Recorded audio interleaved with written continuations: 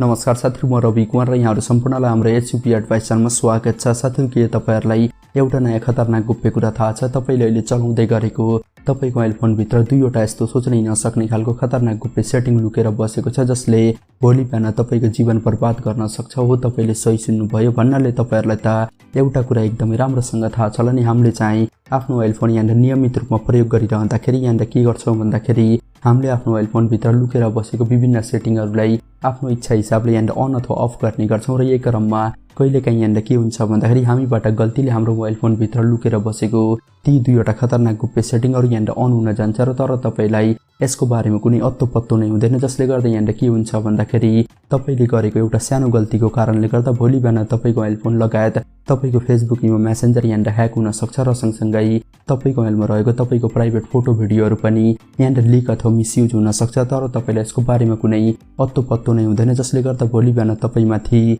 अनेकौं सपनामा पनि नसोचेको थुप्रै समस्याहरु आउन सक्छ। यो मेरो ग्यारेन्टी रहेको छ। तर अब चाहिँ तपाईले टेन्सन लिनु पर्दैन, किनकि आजको यस भिडियो अन्तर्गत रहेर मैले तपाईहरुलाई डिटेल प्रोसेस बताउने छु कि तपाईले आफ्नो मोबाइल फोन भित्र लुकेर बसेको कुन चाहिँ दुईवटा खतरनाक गुप्य सेटिङलाई किन बन्द गर्नुपर्ने हुन्छ भन्ने कुरा। त्यसै कारणले गर्दा आजको यो भिडियोलाई एक सेकेन्ड पनि स्किप नगरिकन अन्तिमसम्म हेरेर मलाई साथ दिनु होला। यदि तपाईले पनि आफ्नो मोबाइल फोन भित्र लुकेर बसेको कुन चाहिँ दुईवटा खतरनाक गुप्य सेटिङलाई किन बन्द गर्नुपर्ने हुन्छ भन्ने कुरा जान्न चाहनुहुन्छ भने यो भिडियोको तलपट्टि रहेको यो लाइकको बटनमा एकचोटि टच गर्नुस् र त्यसपछि यता साइडमा रहेको यो रातो सब्स्क्राइब बटनमा एकचोटि टच गर्नुस् र सँगसँगै आएको यो घण्टीको आइकनमा पनि एकचोटि टच गरेर यहाँ यो अल भन्ने अप्सनमा क्लिक गर्नु होला अथवा टच गर्नु होला र त्यसपछि अब चाहिँ तपाईले यहाँ तलपट्टि देख्न सक्नुहुन्छ एउटा बक्स रहेको छ। तपाईले चाहिँ यो बक्समा टच गरेर यहाँ लेख्नु पर्ने हुन्छ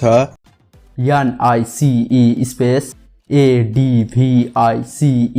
र त्यसपछि यो हेरमा एकचोटि टच गर्नुहोस्। ल त सुरु गरौँ। साथीहरु, आफ्नो मोबाइल फोन भित्र लुकेर बसेको कुन चाहिँ दुईवटा खतरनाक गुप्य सेटिङलाई किन बन्द गर्नुपर्ने हुन्छ भन्ने कुरा डिटेलमा देखाउनको लागि म चाहिँ के गर्छु भन्दाखेरि मेरो यो मोबाइलको स्क्रिनलाई यता साइडमा एड गर्दिन्छु र त्यसपछि अब चाहिँ तपाईले यहाँ के गर्नुस् भन्दाखेरि तपाईले आफ्नो मोबाइलमा रहेको यो क्रोम ब्राउजरलाई यहाँ एकचोटि टच गरेर ओपन गर्नुहोस् र त्यसपछि अब चाहिँ तपाईले यहाँ माथिपट्टि देख्न सक्नुहुन्छ तीनवटा डट रहेको छ। तपाईले चाहिँ यसमा एकचोटि यसरी टच गर्नुहोस् र त्यसपछि अब चाहिँ तपाईले यहाँ तलपट्टि सेकेन्ड लास्ट अप्सनमा देख्न सक्नुहुन्छ सेटिङ लेखेको छ। तपाईले चाहिँ यसमा एकचोटि टच गरेर तपाई यहाँ के गर्नुस् भन्दाखेरि अब चाहिँ तपाईले यहाँ तलपट्टि देख्न सक्नुहुन्छ पासवर्ड लेखेको छ। तपाईले चाहिँ यसमा एकचोटि टच गर्नुस् र त्यसपछि अब चाहिँ तपाईको मोबाइलमा एउटा यस्तो नयाँ प्रकारको सेटिङ ओपन हुनेछ र अब चाहिँ तपाईले यहाँ माथिपट्टि देख्न सक्नुहुन्छ के लेखेको छ भन्दाखेरि पासवर्ड सेभ र त्यसपछि अब चाहिँ तपाईले यहाँ सेकेन्ड अप्सन यहाँ देख्न सक्नुहुन्छ अटो साइन इनको साइडमा चाहिँ एउटा बटन रहेको छ। यी दुईवटै बटन अथवा यी दुईवटै सेटिङ चाहिँ हामी सम्पूर्ण मोबाइल प्रयोगकर्ताहरूको मोबाइलमा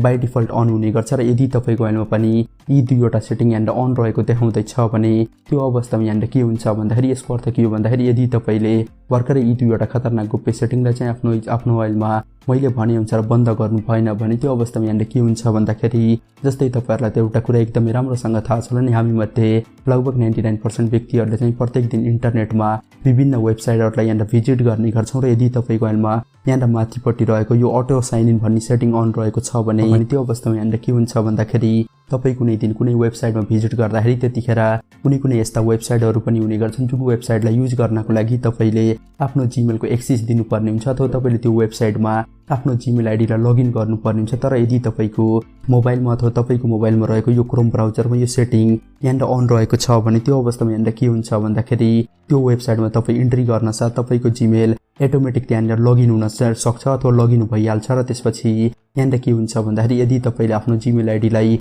गुगल ड्राइभमा कनेक्ट गर्नु भएको छ भने त्यो अवस्थामा यहाँ के हुन्छ भन्दाखेरि तपाईको जीमेल लगायत तपाईको गुगल ड्राइभमा रहेको फोटोहरुलाई पनि त्यो वेबसाइट बनाउने व्यक्तिले इजिली एक्सेस गर्न सक्छ र जसले गर्दा तपाईको फोटो अथवा तपाईको जीमेल आइडी यहाँ ह्याक हुने सम्भावना एकदमै बढी हुने गर्छ र त्यस्तै गरेर तपाईले यहाँ माथिपट्टि देख्न सक्नुहुन्छ सेभ पासवर्डको साइडमा चाहिँ एउटा बटन रहेको छ। यदि तपाईको मोबाइलमा यो सेटिङ अन रहेको छ भने त्यो अवस्थामा यहाँ के हुन्छ भन्दाखेरि तपाईले आफ्नो मोबाइलमा फेसबुकलाई लगइन गर्दाखेरि त्यतिखेर तपाईको फेसबुकको पासवर्ड चाहिँ गुगल पासवर्ड म्यानेजरमा गएर अटोमेटिक सेभ भएर बस्ने गर्छ र यस्तो अवस्थामा यहाँ के हुन्छ भन्दाखेरि भोलि बिहान तपाईको साथीभाइले अथवा कुनै व्यक्तिले तपाईको मोबाइल फोन मागेर चलाउँदाखेरि त्यो व्यक्तिले easily Google password manager through चाहिँ तपाईको पासवर्डलाई अथवा तपाईको फेसबुकको पासवर्डलाई हेर्न सक्छ, जसले गर्दा तपाईको फेसबुकको पासवर्ड यहाँनिर लिक हुन सक्छ। त्यही भएर तपाईले यहाँनिर के गर्नुस् भन्दाखेरि तपाईले यी दुईवटा सेटिङको साइडमा रहेको यो बटनमा चाहिँ एक-एकचोटि यसरी टच गरेर तपाईले यी दुईवटा सेटिङलाई यहाँनिर यसरी बन्द गर्नु होला, जसले गर्दा तपाईको जीमेल लगायत तपाईको फेसबुक यहाँनिर ह्याक हुने सम्भावना एकदमै हदसम्म कम हुनेछ। साथै यो रहेको थियो तपाईको मोबाइल फोनभित्र लुकेर बसेको दुईवटा खतरनाक गोप्य सेटिङ, जसलाई चाहिँ हामीले भर्खरै चेक गरेर बन्द गरिसकेका छौँ। यदि साथै तपाईहरुलाई आजको यो भिडियो राम्रो लागेको छ भने आजको यो भिडियोलाई लाइक गर्नुहोस्। सस्तो साथीहरु फेरि अर्को भेटौँला।